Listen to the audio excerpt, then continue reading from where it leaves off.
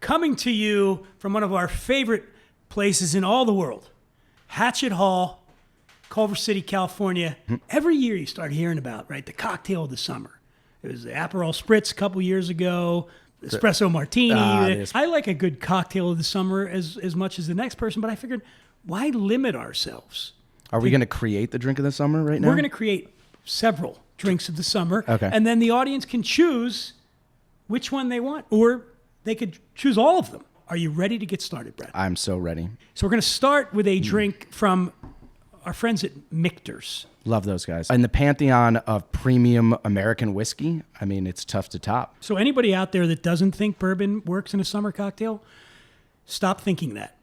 People are going to think you're stupid. It's 1.5 ounces of the Michter's US 1, 1/2 ounce of the Chinola Passion Fruit Liqueur, 1.5 ounces of fresh lemon juice. We only use fresh lemon juice, no bottled stuff here. And then 2 ounces of simple syrup, which we know is just sugar and water in equal parts. Of course, you can make that at home very shake easily. Shake it, serve it over ice. We've got a nice little lemon wheel here. Right. And cheers, Brad. Cheers. And Happy summer.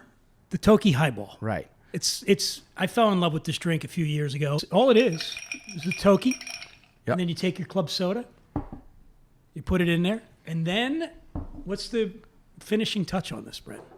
Well, you want to, I'm glad that you asked, Dan, you want to express the citrus fruit in there, okay? Express it. You don't want to squeeze a whole wedge of lemon or lime in there. That's just going to drown out these very delicate flavors. We just want to express. But before we even get there, one thing I was going to point out, what makes a highball, aside from having a highball glass, is that, it's just whiskey and soda. So you want to make sure that you're applicating, or is that a real word, applicating? Yeah, it is now. Yeah. You want to apply your soda water as gently and delicately as possible. All these times going to Japanese bars, which I think some of the best bars in the world are in Japan, in Tokyo, you notice the meticulous nature with which they're just, they're not just going to like dump it in there. Okay. Like I did.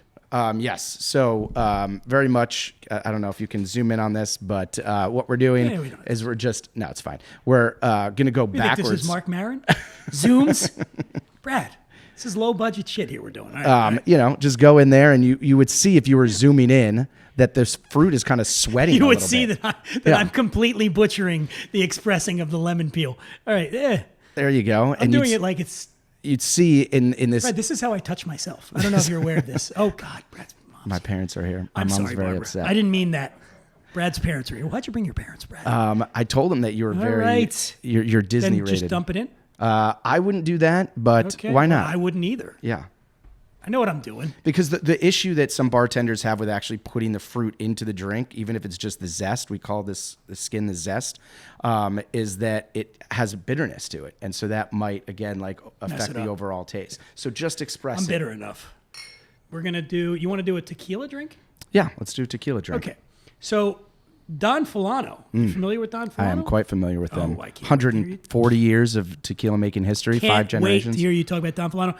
If you were to go tequila and grapefruit, what would that be? What drink would be a Paloma, which is actually, they love to make that in Mexico with squirt, which is crazy because squirt is not a soft drink that we see all that often here in the States, but that is what they swear by.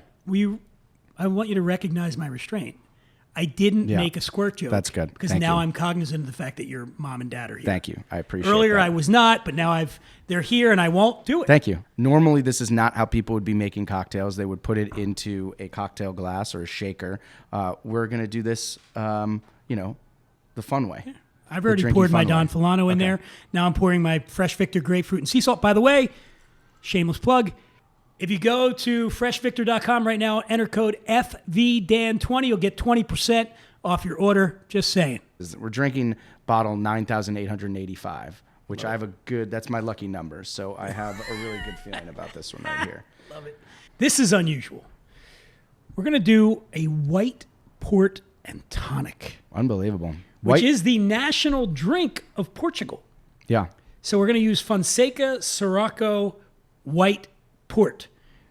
It's basically the lower alcohol drink of the summer, according to what we're drinking with Dan Dunn. Introduced in the 1950s, named after the warm Sirocco wind, which comes in, as you know, Brad, from North Africa. Clearly, of course. Really excited for this. Now, go ahead, free pour that away. So you're just going to do White Port and tonic. And here's our tonic. We got a little Fever Tree tonic. Whoa, what a great nose on that. It is very vinous. But this is not something that people normally think of, No, right? I mean, when you think of port, you're going to think of a red liquid, a red beverage. And you're saying that it's indeed not even a red port. That is the national port of Portugal. It's white. The national drink. And I did take prolific notes, but unfortunately I don't have the ABV on there. It's crazy because I thought... And I don't yeah, see it is. It is. Because legally they have to put it somewhere. It's 20%. That is... So you could drink... Let me do the math. If most of them are 40 and this is 20, you could have like three times the number of the these. math checks out. And Absolutely. You'd be the same buzz as... Yeah. Absolutely. Okay. Are you familiar with Condesa? Oh, yes, absolutely. I mean, first and foremost, it's a beautiful neighborhood in Mexico City. In Mexico City. Right, yeah. Condesa is a boutique microbatch gin made in Mexico City by an all-female team. And we love that. Flor de Luna Distillery. Do you know what Flor de Luna means? I would say flower of the moon, if I were to guess. Also, is there nothing you don't know, Brad? Just by chance, it happens to be Female Gin Distillers Month, National Female Gin Distillers Month. It is? Yeah, the month of June. How do you know so this? it's just, it's very apropos. I might have just made it up, but it sounds like something that would exist, right? So actually, more specifically, it's National Mexican Female Gin Distillers Month. Obviously, I planned it that way. You know what? You should do it with tonic. I might just do it with soda, if we still have some soda, and compare and contrast. You know what I always say? You do you. I made that up. The prickly pear and orange blossom Candessa is $47 a bottle, and it is a very cool looking bottle. Hold on, Brad. That's pretty. And cut. Here's some premium Indian tonic water I have for you. more, but I don't have an opener. Who can do this? Oh, I can do it. I can show you how to use one All to, right, let's do get the other. this on camera. Yeah, this is really 'Cause important Brad was life in a skill. fraternity. Let right? me have the other I have bottle them here. both. Okay. Okay, so if you Watch try that. to use one to get the other, oh boy, there Oh we go. my God. I could have made that look a little bit smoother, but Wait, I of opened up my everything one. you've ever done on the show, this is the thing that has most impressed me. Some You're sort like of leverage the off of it. MacGyver of bottle opening. Look at him. Oh my God. Yeah, just give me anything. Give me any bottle that you need opened right now. So these are the names I've come up with the prickly pear and orange blossom gin and tonic. Pear pressure. Pear pressure. So like a pun on peer pressure, but with pears. What? No, just a new I just phrase. came up with it. Oh, Pear okay. pressure. Yeah. Pear. What are you talking about? Because remember, the optimal thing with a prickly pear, I would say, is more the prickly than the pear because it's a cactus, right? So if you just say pear pressure, people are going to think that it's some sort of orchard fruit concoction. So I'm thinking that's a no on that one. Yeah, for me. yeah. Okay. All right. I got you. All right. What about the gin blossomed? Oh, I do. I was thinking that the other day, how there is not a cocktail that I've seen on a menu that references my favorite 90s soft rock band. And now you've gone and done it. So the timing is really good on that. Thank you. I'll follow you down on that one. All right. See what you did there. Why do I have this lime juice here? Because I feel like this was supposed to be in something. Oh, A Fortaleza drink, right? I know what we're doing. Oh, what are we doing? We're doing Fortaleza, and we love Fortaleza. Right. I mean, it's one of the greatest tequilas. I'm going to go with the ranch water. Oh, okay. You Not a wanna, new drink. You but want to make something that already exists. Has ranch water been the drink of the summer anywhere that you've heard of?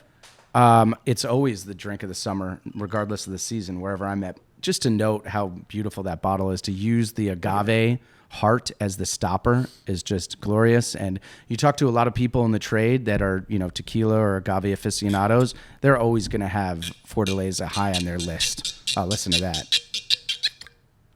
That's the sound of success right there. I just stirred it with my finger and then licked my finger, and it tasted pretty good. Okay. So let's say. All right. Cheers. Cheers. Thanks for this wonderful drink. Ah, Oh my God. That really is absolutely fantastic. Yeah. Yours, you know what yours tastes like? Shit? Summertime. Oh, summertime. That's what I meant. I didn't mean shit. I meant summertime. Absolutely. Does it taste good? Yeah, Really? absolutely. But you can follow me on the Instagram at The Imbiber. Podcast has its own Instagram at WWD_podcast, but I don't take any responsibility for what happens there. That motherfucker's crazy. Brad's at Journeys_with_Japhe. Right. That was very good. We got to thank my parents, right, for sitting through this To whole Barbara thing. and Drew they have They have done something that Yeah, that they... no human being should be put through. Dealing with us. But look, we have all this booze. So as soon as we're done, we'll make it better.